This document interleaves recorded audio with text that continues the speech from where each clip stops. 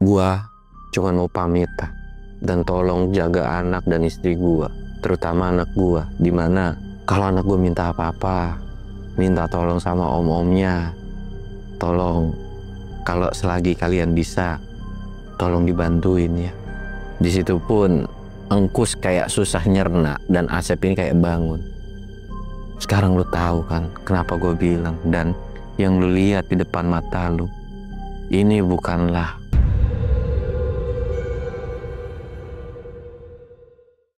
Assalamualaikum warahmatullahi wabarakatuh. Balik lagi di channel Samsul Mister Horror. Dongeng horor gua kali ini gua bakal nyeritain part terakhir dari Ilham nih cuy. Buat kalian yang penasaran dengan ceritanya, kalian wajib tonton video ini sampai habis dan jangan lupa like, comment, subscribe, dan share video gua ke banyak orang.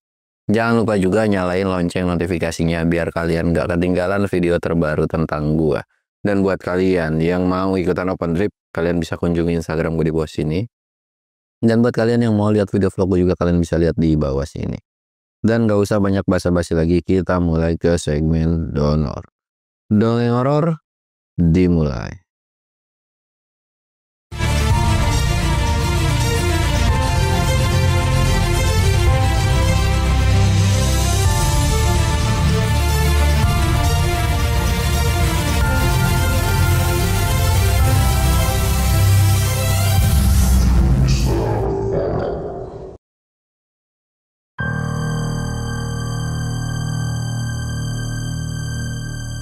Oke cuy, sebelum masuk ke ceritanya, kita ritual kayak biasa. Kita sebat but coy.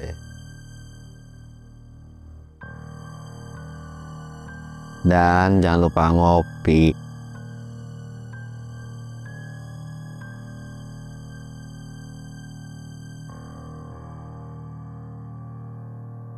Dan oke, bakal kita lanjutin yang dimana kemarin mereka udah sepakat. Ya nggak sepakat sih, lebih tepatnya si Asep ini bakal ngasih tahu tentang lokasi dari si Ilham ini di mana gitu kan. Sebenarnya Asep ini udah kayak, udah yuk kita balik dulu, kita ngambil alat-alat. Tapi mereka itu kayak, iya kalau mau jalan sekarang sampai ketemu si Ilham. Kalau enggak ya udah, lu aja yang pergi duluan, nanti kita nyusul. Asep pun nggak punya pilihan kan pada saat itu. Jadi kayak ya udahlah, jalan lah mereka kan. Mereka jalan di sepanjang perjalanan ini, ya ini kayak di mana sih gitu kan. Tapi Asep nggak ngomong sepatah kata pun, dan tiba-tiba mereka jalan udah beberapa lama. Pada saat itu si Jaya Engkus itu ngelihat ada orang lagi duduk di sebuah batu, dan di situ tuh kayak kenal nih, Ham. Ternyata yang mereka lihat itu adalah Ilham yang kondisinya lagi duduk, lagi megangin dengkulnya aja cuy. Dan kondisinya tuh kayak natap ke bawah gitu.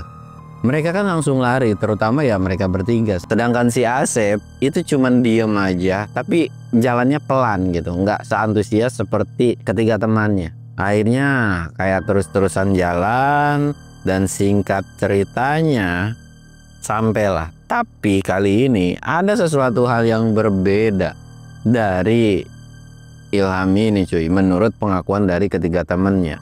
Ilham ini nggak seceria seperti sebelumnya, dan Ilham ini cuman bilang, kalian kesini kenapa nggak bawa perlengkapan kalian?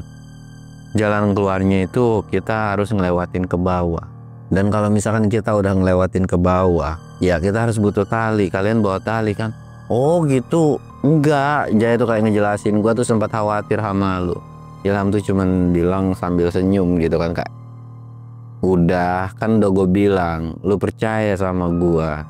Di situ pun akhirnya iya, Jaya dan kawan-kawan itu kayak percaya kan.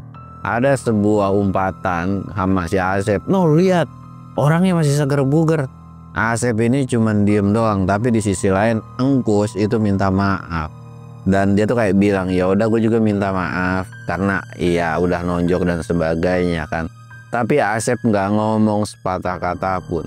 Asep cuman berlinangan air mata, dan justru ketika Asep ini nangis itu dipikirnya tuh kayak, ya mungkin kayak gara-gara salah paham kali gitu kan. Padahal yang ditangisin Asep bukanlah pukulan dari teman-temannya, melainkan dengan orang yang ada di hadapannya. Ilham ini selalu nengok ke Asep dengan senyum yang senyumnya tuh bukan senyum seneng tapi senyum sedih cuy. Di situ pun Asep cuma bisa nunduk dan duduk di sebelah Ilham. Dan di situ pun Ilham langsung bangun dan bilang, mungkin si Asep capean kali cuy. Yaudah yuk kita ambil perlengkapan kita terus kita turun. Biarin Asep tinggal di sini dan stay di sini. Dan karena memang sebelumnya mereka ini kesel kan, jadi ya udahlah, Asep lu tunggu di sini ya, lu jangan kemana-mana. Asep nggak ngomong sepatah kata pun, dia cuma bisa rebahan sambil kayak begini cuy posisi. Tidur aja. Walaupun air matanya tuh terus-terusan keluar dan pergi. Mereka tuh jalan berempat dan Asep itu ditinggalin. Bahkan mereka itu ngambil perlengkapan peralatan itu sampai malam. Dan Asep nggak kemana-mana. Bener-bener stay di situ. Dan dari ketiga temennya mungkin gara-gara ada omongan yang dimana ngeselin kali ya. Jadi ya namanya di persahabatan itu kan yang namanya kesel, marah dan sebagainya itu pasti ada lah cuy ya. Nah mereka bertiga ini masih belum terima dengan ya omongan dari si Asep yang sebelumnya. Bisa dikatakan masih sakit hati lah. Namanya dalam dunia persahabatan kan yang namanya berantem, kesel, marah itu kan pasti ada lah.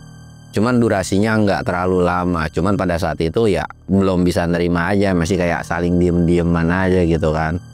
Nah ketika mereka mendirikan tenda, jadi mereka tuh nggak yang langsung turun dengan sesuai apa yang menurut si Ilham itu ya jalan keluarnya itu jalan situ gitu kan. Tapi mereka nggak turun. Yang ketika mereka nggak turun ini ya mereka ngecamp di area tersebut. Walaupun tempatnya agak sedikit kurang nyaman, tapi ya udahlah ngecamp dulu. Besok baru nerusin perjalanan lagi. Logistik mereka itu masih cukup untuk sekitaran 3 harian sebetulnya. Jadi kayak ya udahlah mereka istirahat kan. Dan Asep ini nggak bantuin sama sekali. Dia tuh enggak yang namanya gerak atau cuman ngerebah aja di tempat tersebut. Angkus juga egonya kan udah agak sedikit turun ya. Dia tuh kayak nyapa dan negur kayak, lu nggak apa-apa kan? Asep cuman bilang nggak apa-apa kok. Dah, nggak usah ini. Apa maksudnya nggak usah pikirin gua. Dah lu pada ngecamp masak dan sebagainya, nanti kalau memang udah wayahnya makan gua makan. Tapi gua nggak bisa bantuin apa-apa dulu ya. Ya udah nggak apa-apa. Angkus tuh bener-bener ngertiin banget. Tapi egonya Jaya, ya kalian tahu sendiri lah. Ya Jaya pun sebenarnya antara salah dan nggak salah. Yang dimana ya khawatir dengan satu temennya. Tapi di sisi lain temennya bilang bahwa temennya itu udah nggak ada gitu kan. Akhirnya ya udahlah. Mereka tuh saling diem-dieman dan nggak banyak ngobrol. Justru Jaya itu ngobrol mulu dan ngoceh mulu sama si Ilham. Tapi Ilham ini kali ini nggak seperti sebelumnya. Yang dimana omongannya itu minim dan kayak cuman manggut terus nyawa iya dan sebagainya gitu kan. Nah setelah mereka makan, termasuk si Asep juga selesai makan gitu kan, Asep ini cuman diem di depan sebuah perapian api unggun. Dan tiba-tiba Jaya ini kayak gue pengen tidur supaya besok cepet-cepet pagi dan besok kita bisa pulang dan kita bisa pulang ke rumah lagi gitu kan. Dan setelah dari ngomong kayak gitu, Jaya, Joni, Engkus itu ngedeketin si Asep. Dan Jaya pun kayak ngusap sambil ngerangkul gitu kan, kayak gue minta maaf, sorry banget, gue udah ngelakuin sesuatu hal yang memang seharusnya nggak gue lakuin, dan mohon maaf atas keegoisan gue. Dan ya gue tahu kok gue salah dan lu tahu sendiri kenapa gue berbuat kayak gitu. Tapi sekali lagi gue minta maaf, dan nanti lu tidur di dalam ya bareng-bareng berlima. Asep itu cuman senyum dan iya nanti gue nyusul. Di situ pun disusul dengan teman-temannya yang lain. Nah akhirnya mereka udah minta maaf dan di situ pun mereka bertiga emang hawanya tuh bener-bener ngantuk cuy. Hawanya ngantuk. Tapi beda halnya dengan si Ilham. Ilham ini cuman duduk di sebelah si Asep dan Ilham bilang juga, kalian semua tidur aja, gue mau nemenin si Asep dulu. Lagian gue belum ngantuk kata Ilham kan. Dan di situ pun ya mereka bertiga nurut kan, nurut. Di situ pun ketika mereka bertiga ini benar-benar udah tidur, udah pules, Ilham ini bilang, sorry lu udah terlibat masalah seperti ini, dan gue ngucapin maaf, benar-benar beribu maaf. Gara-gara lu kenal mereka, lu jadi kebawa-bawa juga, dan gara-gara kejadian ini juga lu kena pukul sama mereka. Asep ini cuman ngeliat dan bilang, Gua nggak permasalahin tentang pukulan mereka ke gua. Tapi kenapa gue ini baru gabung dengan tim kalian? Bahkan gua pun udah merasa bahwa gua tuh udah dekat sama kalian gitu kan. Tapi kenapa lu tiba-tiba udah pergi? Di situ cuy, ternyata obrolan ini didengar sama salah satu orang yang nggak lain itu adalah si Engkus. Engkus ini langsung bangun dan keluar. Ketika keluar pun mereka berdua kaget kan, benar-benar kaget, kok bisa Engkus belum tidur. Padahal menurut Asep ini harusnya mereka udah pulas semua gitu kan, tapi kok tiba-tiba bangun. Engkus ini langsung bilang ke Ilham, lu apa-apaan sih Ham? Lu ngomong apa? Lu kan selamat ini. Dan kita bisa saling ngumpul di sini. Terus apa maksud dari obrolan kayak gitu? Ilham ini nggak ngomong apa-apa lagi dan bilang, gua cuma mau pamitan dan tolong jaga anak dan istri gua, terutama anak gua. Dimana kalau anak gua minta apa-apa, minta tolong sama om-omnya, tolong kalau selagi kalian bisa, tolong dibantuin ya. Di situ pun Engkus kayak susah nyerna dan Asep ini kayak bangun. Sekarang lu tahu kan kenapa gue bilang, dan yang lu lihat di depan mata lu ini bukanlah Ilham. Dan kalau memang lu nggak percaya, ikut gua sekarang. Di situ pun Asep langsung ambil sebuah tali yang dimana memang mereka itu udah persiapan sebetulnya. Tali ini benar-benar diikat dan mereka nurunin jurangan tersebut dengan susah payah. Sedangkan si Ilham itu nunggu di atas. Dan sebelum mereka turun, Ilham ini sempat bilang, Sep, perjalanan kalian pulang itu nggak gampang. Dan kenapa gue bilang gue minta buat ninggalin gue? Karena itu bisa ngehambat diri kalian. Yang dimana gue pengen kalian pulang dengan selamat. Lu nggak perlu yang namanya bawa jasad gue. Tapi Asep ini bertekad dan dalam hatinya, lu gue bawa pulang dengan kondisi apapun. Dan apapun halangan dan kendalanya di jalan, kita semua bisa ngelewatinnya. Di situ pun mereka turun tuh, si Asep sama si Engkus turun. Dan ketika turun itu kan kondisi malam hari, nyenterin set. Dan ketika Asep ngeliat temennya itu lagi bersandar di sebuah pohon yang dimana kondisinya udah nggak bernyawa lagi, tapi ada sebuah entah ya, jadi pada saat itu pun nggak tahu sebenarnya Ilham ini udah nggak bernyawanya itu di hari keberapa, tapi kondisi fisiknya itu nggak berbau seperti yang sebelumnya, masih seger. Dan di situ pun Asep langsung manggil si Engkus, itu teman kita. Di situ pun Engkus langsung duduk lemas, kayak langsung ngejatuhin diri, truk, termasuk Asep. Cuman bisa natap dan mandang ke temannya ini, nggak bisa ngomong apapun lagi. Joni termasuk si Jaya, mereka nggak bisa ketemu, tapi dalam mimpinya Jaya ini mimpi yang dimana ketemu sama Ilham, dan Ilham senyum sambil kayak ngelambai dan bilang, jaraknya jauh dalam mimpi si Jaya. Tapi ketika jaraknya jauh itu kayak suaranya kok kayak kedengeran banget, cuman 2 kata, gua pamit, sambil senyum dan pergi. Jaya dalam mimpinya itu udah lari sekencang-kencangnya tapi nggak kekejar. Dan gara-gara mimpi dari itu, Jaya dan Joni itu kebangun dengan teriakan yang sama. Termasuk Joni ini juga mimpi hal yang sama ya. Termasuk kayak mereka tuh bangunnya tuh barengan. Dan ketika mereka ngelirik kiri kanan dan ngebuka tenda, mereka itu ngeliat ternyata iya teman-temannya masih ada gitu, termasuk si Engkus, termasuk Asep. Tapi 2 temennya jongkok atau duduk. Tapi Ilham ini kondisi kayak direbahin, tidur begitu. Dan mereka berpikiran kayak, ya udahlah, mereka juga lagi pada asik tuh nyantai gitu kan. Padahal mereka itu nggak tahu kan kondisi yang aslinya. Dan mereka pun berdua akhirnya keluar. Ketika mereka keluar cuy, si Ilham ngapain tuh tidur di luar? Langsung kayak ditoel-toel, Ham, bangun Ham.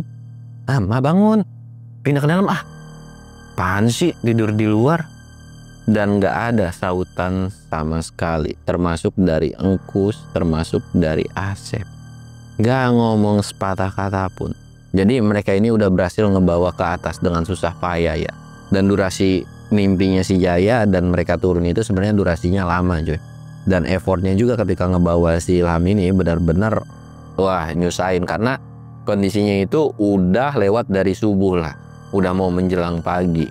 Tapi ketika udah ngelihat bahwa si Ilham ini nggak mau tidur di dalam gitu kan, kayak ya udahlah gue bikin kopi. Mereka berdua ini nggak sadar, termasuk si Joni itu kayak nanya ke kedua temannya yang masih hidup gitu kan, ke si Asep atau ke si Engkus, tapi mereka juga cuman diem kayak mau nangis tapi belum bisa keluar, bukan belum bisa tapi kayak ditahan terus. Dan setelah nyelesain kopi, jadi kayak pas lagi bikin kopi dan ngucap, ambil dipegang gitu kan, Jai, John, keluar dari mulut si Asep, teman kita udah lewat. Itu seketika langsung jatuh tek gelas kopi, dan Jaya tuh kayak kesel banget, ini manusia apa-apaan sih ngomongnya kayak gitu terus. Itu tuh udah loncat dan mau nonjok si Asep, tapi buru-buru dihalangin sama si Engkus. Dan Engkus itu langsung ngebanting si Jaya, dan langsung digampar itu si Jaya tuh. Sadar apa yang lu lakuin selama ini. Asep itu ngomong sesuai dengan kenyataannya. Lu lihat teman kita, lu lihat sahabat kita, memang udah lewat. Gak, gue nggak percaya. Johnny tuh cuman kayak langsung nyamperin kan, si Johnny ini langsung kayak nyamperin, Ham bangun Ham, bahkan matanya sampai di black-blackin begini, tapi Johnny udah lemes karena tahu kondisi orang yang udah nggak bernyawa itu kayak gimana. Sedangkan Jaya yang masih kekeh, udah digambarin sama si Engkus, itu langsung diseret dan langsung ditaruh di depan mukanya si Ilham. Lu lihat sahabat lu cek keadaannya. Selama ini kita ketemu sama Ilham, itu tuh bukan Ilham, itu tuh kayak korinnya, atau itu adalah amanat terakhir dia buat ketemu sama kita dan ngucapin selamat tinggal sama kita. Dan lu masih bebel. Udah, apa yang diomongin semuanya sama Asep, semuanya benar. Dan gua ngeliat dengan mata kepala gua sendiri, dan gua yang bawa Ilham dari bawah sampai atas. Di situ pun Jaya tuh kayak natap, walaupun memang tahu temannya ini udah nggak bernyawa, tapi bener-bener kayak kesel banget sama si Asep. Keselnya tuh ya mungkin kalian tahu lah perasaan dari si Jaya ini. Itu tuh kayak bener-bener kesel sama si Asep, terus tapi sedih ngeliat temennya. Dan di situ pun ditenangin lagi sama si Engkus, sadar, yang tenang, sadar, nggak bisa kayak gini. Kita harus buru-buru beres-beres dan harus cepat cabut dari tempat ini, apapun yang terjadi, karena ada makhluk yang ngintai kita juga. Gua akan jelasin semuanya nanti. Dan tolong Jai, lu jangan kesel dan marah lagi sama Asep. Asep udah melakukan sesuatu hal yang benar buat kita, tapi kita hanya yang gak terima. Dan disitu pun Engkus kayak bilang, kita tinggalin semua barang-barang kita untuk mempercepat perjalanan kita. Dan di situ pun Jaya tuh nggak ngomong sepatah kata pun, ngambil sarung, taikin Ilham ke punggung gua, biarin Ilham gua yang bawa.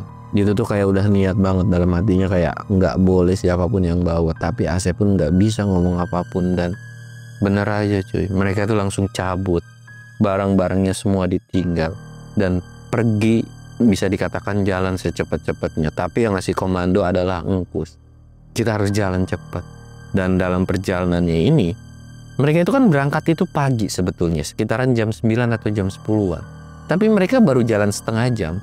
Mendadak situasi dan kondisi dari hutan itu tiba-tiba langsung kayak mau maghrib. Dan perjalanan mereka awal-awalnya itu kan memang digangguin, tapi nggak digangguin seperti pada saat itu, pada saat mereka mau pulang. Jadi mereka tuh bener-bener diawasin, dan ada suara-suara desisan seperti ular. Di situ pun Asep cuman bisik ke si Engkus, Kus, agak cepat lagi ya. Iya. Jai, ayo dipercepat lagi Jai.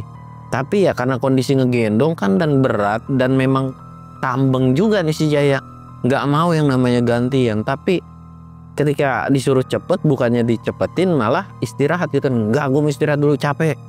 Ya udah gantian sini bawa si Ilhamnya. Nggak mau, udah biarin. Lu bertiga mau pada pergi, pergi aja. Lu semua pergi semua. Biarin gue stay di sini. Kalau memang gue harus mati berdua sama si Ilham.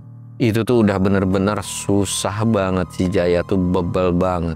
Dan di situ pun Enggus itu langsung ngelirik ke si Asep dan termasuk ngelirik ke si Joni. Lirikan itu tuh kayak paham dan ngerti harus ngelakuin apa. Enggus itu langsung megangin dan dipukul sampai pingsan si Jaya. Dan ketika pingsan, mereka itu lari ngibrit sekenceng-kencengnya karena sosok yang berkepala ular itu lagi-lagi ngikutin terus. Dan bahkan mereka ini sampai jatuh bangun, nyusruk, pokoknya terus lari. Karena menurut Asep, lari mereka nggak bisa ngadepin yang namanya makhluk tersebut. Nah, ada momen dimana mereka ini jatuh. Tapi ketika jatuh, otomatis kan si Jaya sama si Ilham ini jatuh juga gitu kan. Nah, ketika jatuh ini kaki mereka itu ditarik dan termasuk kayak mau dibawa gitu ya sama makhluk tersebut. Dan makhluk itu kayak, mereka berdua jadi milikku dan kalian bertiga bisa bebas dan pergi dari hutan ini. Tapi mereka bertiga tuh kayak nggak mau ngalah, apalagi walaupun Ilham sudah tidak bernyawa. Gimana caranya mereka harus bawa teman atau sahabatnya ini. Di situ pun si Jaya itu tuh kayak langsung ditarik sama si Joni, sedangkan Ilham ditarik sama si Engkus. Dan minta sama teman-temannya yang masih sadar kayak, lu Kus harus percaya sama gua dan bahwa gua nggak akan kenapa-kenapa. Lu bawa kabur teman-teman lu, gua bakalan nyusul. Sambil senyum dan loncat ke makhluk tersebut kayak dipeluk. Dan makhluk itu kayak ngeronta-ngeronta ya, kayak kesel gitu kan. Tapi walaupun memang sebenarnya tenaga dari makhluk ini tuh kuat cuy, tapi si Asep pun kayak dapat kekuatan aja gitu kan. Bener-bener dicengkram itu nggak bisa lepas. Dan ketika digabruk itu bener-bener kayak ngeglinding mereka. Dan Asep ini langsung teriak, pergi, buru pergi, jalan lurus terus. Di situ pun lari mereka berdua. Tapi di sisi lain Engkus itu tuh bener-bener yang kepikiran sama si Asep. Tapi ini udah amanat. Dan sebelumnya mereka nggak pernah yang namanya nurut kan sama si Asep ini. Dan kali ini harus yakin dan percaya bahwa Asep bakalan pulang. Singkat ceritanya cuy, mereka ini pergi lah cuy kan, lari terus. Dan tanpa mereka sadar mereka itu udah jalan dan berhenti. Bahkan udah siuman juga nih si Jaya juga. Si Jaya juga udah siuman, jadi udah bisa nerusin perjalanan. Udah sekitaran 2 atau 3 hari setelah dari kejadian itu. Tapi Jaya ini masa bodoh dengan si Asep yang memang yang udah nolongin gitu kan. Dan Engkus pun nggak bisa ngomong apa-apa. Bener-bener Jaya ini egois banget pada saat itu. Bener-bener egois banget. Kesel banget. Entah walaupun keselnya gara-gara apa gitu kan. Gara-gara ya ucapannya tuh iya susah dimengerti lah. Hanya terus jalan. Dan karena memang mereka udah kelelahan. Dan alhamdulillah mereka ketemu dengan kelompok yang dimana kelompok itu adalah kelompok yang sedang nyari si Ilham. Dari kejauhan tuh kayak semak-semak gitu kan, ada suara orang teriak-teriak, itu langsung teriak ke sini dengan suara mereka itu yang udah kecapean. Tapi alhamdulillahnya kedengeran. Dan mereka itu langsung yang namanya diselamatin sama si pencari ini. Singkat cerita, mereka bertiga ini diselamatin lah dan langsung dibawa. Walaupun ya kita nggak usah cerita dulu tentang ya di kejadian tersebut tuh, maksudnya di tempat ketika diketemuin itu nggak ada hal yang diobrolin. Mereka bertiga pun cuman diem. Tapi Engkus ini cuman bilang bahwa temennya itu udah meninggal. Akhirnya mereka dibawa. Dan di situ pun mereka nggak langsung nunggu si Asep kan. Jadi mereka itu benar-benar udah ngeblank dan lupa sama si Asep aja. Jadi ketika udah sampai di satu titik di rumah gitu, di rumah salah satu warga, udah sampai di situ dan termasuk dari keluarga-keluarga mereka juga udah datang. Selain ada tangis bener-bener tangis pilu dan sedih, Engkus pun baru keinget ternyata Asep belum balik. Bener-bener kayak khawatir banget. Asep belum balik. Akhirnya bilang lah ke beberapa tim pencari bahwa satu temennya itu belum ketemu atau bisa dibilang belum balik dari hutan tersebut. Temennya ini kayak udah ngoceh, si tim pencarian ini udah kayak ngoceh-ngoceh kan, kayak lu kenapa nggak bilang, kita udah jauh ke sini. Tapi Engkus ini kayak udah, maafin saya Pak, saya lupa, dan faktor kecapean gitu kan. Akhirnya ya udahlah, itu tuh dibiarin. Dan singkat cerita, 1 hari udah berlalu, sedangkan si Ilham itu langsung dibawa, langsung kayak dikebumikan lah, karena kan nggak bisa lama-lama juga gitu kan cuy. Tapi Engkus masih diem dan nunggu di tempat tersebut setengah hari. Jadi memang Engkus ini nggak bakalan ngikutin pemakaman dari si Asep ini cuy. Singkat cerita, yang lain udah pergi nih, kita nggak usah bahas tentang yang sedih-sedihnya ya. Kalian udah tahu sendiri gambaran dari mereka atau teman-teman mereka itu seperti apa. Tapi Engkus tuh benar-benar khawatir dengan yang namanya si Asep. Termasuk Asep juga udah ditungguin sama keluarganya juga. Yang lain itu ke pemakaman, maksudnya kayak pergi. Engkus ini benar-benar nunggu harap-harap cemas. 1 hari dilewatin di kampung itu, 2 hari dilewatin, dan hari ketiga orang tuanya itu senyum dan bilang, udah yuk pulang, nggak apa-apa, nggak usah nungguin Asep. Nanti juga Asep pulang sendiri kok. Dan disitu pun Engkus nggak mau kan, karena bener-bener ngerasa bersalah banget. Tapi orang tua dari si Asep ini kayak ngeyakinin Asep insya Allah baik-baik aja. Dan singkat cerita, dengan bujukan rayuan dari orang tua si Asep, walaupun tahu Engkus ini orang tua si Asep itu udah mau nangis dan ngembeng juga, tapi ya udahlah, mereka pulang ke rumah. Jadi bukan di Kalimantan lagi nih, jadi pulang ke rumah masing-masing. Dan disitu pun ya acara pemakaman, dan bahkan sampai 40 harinya itu benar-benar mereka dilanda kesedihan. Dan bahkan Asep itu nggak balik lagi.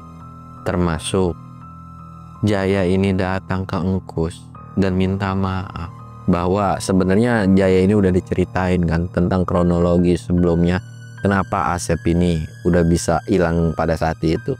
Di situ pun Jaya bener-bener depresi, bener-bener kayak terpukul banget. Bukan cuman kehilangan 1 sahabat, melainkan 2 sahabat yang bener-bener berharga dan hilang. Itu akibat gara-gara keegoisan si Jaya. Jaya cuma bisa nangis dan bahkan sampai minta maaf, sujud-sujud ke orang tua dari si Asep. Tapi cuy, orang tua Asep itu kayak nggak apa-apa, ini emang udah takdirnya, namanya jodoh, nyawa, umur gitu kan. Dan itu tuh nggak bisa yang namanya kita tentuin. Jodoh dan mati itu udah Tuhan yang nentuin gitu kan. Dan setelah dari kejadian itu pun sebetulnya Engkus berharap banget, dan udah, jadi Engkus ini nyuruh orang ngeluarin uang buat nyari, siapa tahu ada jejaknya, tanpa sepengetahuan Jaya. Jadi cuma nyuruh orang ya, mereka tuh nggak pergi. Itu kurang lebih sekitar 3 minggu, tapi nggak ada jejak dari si Asep ini. Dan disitu pun Engkus tuh udah bilang ke orang tuanya bahwa gue udah coba cari tapi nggak ketemu. Orang tuanya tuh kayak, kita semua udah ikhlas. Dan nggak apa-apa, lagian kalian bertiga akan selamat. Kalian bertiga juga udah gua anggap, atau dari orang tuanya ini udah dianggap kayak anak sendiri. Engkus cuma bisa ngerangkul orang tua si Asep dan minta maaf gara-gara kejadian tersebut. Asep harus ikutan hilang juga, dan bahkan jasadnya nggak diketemuin sama sekali. Dan singkat cerita, setelah dari kejadian dan kematian Ilham dan Asep, Jaya selama 4 tahun cuy, bisa dibilang gila dan stres, depresi, bahkan sampai masuk ke tempat apa ya namanya, kayak rumah sakit jiwa gitu. Dan Engkus pun benar-benar suram banget, termasuk Joni juga suram. Mereka bertiga itu ngurung, bahkan Joni itu sampai nggak mau ketemu dengan orang, dengan siapapun itu selama 6 tahun, kecuali orang tua atau keluarganya yang ada di rumah ya. Dari situ pun sampai akhirnya mereka udah bertahun-tahun, udah berpuluh tahun, bahkan ya umuran mereka udah tua lah gitu kan. Akhirnya mereka kumpul lagi dengan kondisi ya mereka udah nggak akur lagi cuy. Nggak akur dalam artian nggak seperti sebelum-sebelumnya. Iya, ketemu mah ketemu, amanat yang udah disampaikan sama si Ilham, ya jagain anaknya, kalau anaknya pengen kesini selalu diturutin gitu kan. Mereka bertiga selalu yang namanya nyamperin si Ilham, nyamperin anaknya si Ilham. Jadi kayak ngajak jalan-jalan, bawa jajan ke mall dan sebagainya gitu, itu selalu dibawa, selalu diajak, terutama si Engkus, karena memang kedua temennya Joni dan Jaya ini kan benar-benar depresinya tuh tahunan parah. Walaupun Engkus juga sama sebetulnya, tapi dia orang yang paling bisa berpikir jernih, orang yang paling dewasa, nggak boleh yang namanya berlarut-larut seperti itu. Jadi kayak harus bisa survive secepatnya karena ada amanat juga yang harus dijalanin gitu kan. Ya walaupun endingnya menurut gua kesel sih, dimana mereka bertiga ini udah nggak ngumpul lagi, bahkan sampai detik ini mereka itu udah nggak kumpul-kumpul lagi. Ketemu pun kayak cuman sebatas ketemu, sapa, terus nggak ada obrolan atau ngebahas tentang serunya ketika mereka masa muda itu kayak gimana. Dan sampai akhirnya cerita ini pun selesai dan tamat.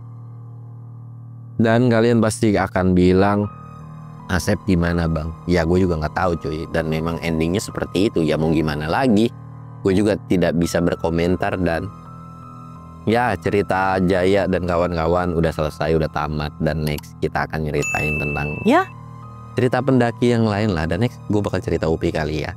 Dan ya buat sedih-sedihnya udah dulu, dan kita lanjut lagi dengan cerita yang semoga nanti nggak punya ending sad lagi ya.